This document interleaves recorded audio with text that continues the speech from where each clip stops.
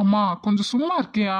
நீ இல்லடா கம்முனு. பொண்ணு கொடுத்துதானடா பொண்ணு எடுக்குது. ஒரே மேடையில தானே உனக்கும் உன் தங்கச்சிக்கு கல்யாணம். அப்புறம் லூசு மாதிரி பேசிட்டு இருக்கிற நீங்க. இதெல்லாம் என்ன லூசுங்கிற? அப்பா, இங்க என்ன நடக்குது? கிளவி சொல்றதெல்லாம் உண்மையா? யார கேட்டு இதெல்லாம் முடிவு பண்ணீங்க? வாய மூடுன்னு சொன்னா கேக்குறியா அம்மா நீ?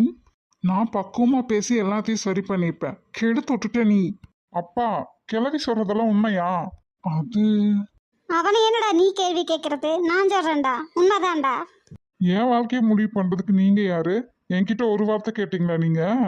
தம்பி, அது வந்து பெத்து வாழ்த்த எங்களுக்கு தெரியாதா? யாருக்கு எதை எப்ப பண்ணணும் எப்படி பண்ணணும்னு உன்கிட்ட வேற கேட்கணுமா இதுல? ஏ கிளவி, இது ஏன் வாழ்க்கை, நான் தானே வாழ போறேன். அப்புறம் உன்கிட்ட கேட்கணுமான்னு என்னையே திருப்பி கேட்குற? ஆமாண்டா ஆமா, நீ இதுவும் பேசுவ இன்னமும் பேசுவ. அம்மா இல்லாத பிள்ளைகளாச்சேன்னு கடுகு அளவு பொருள்ல இருந்து படிப்பு வேலைன்னு எல்லாம் உங்க இஷ்டம்.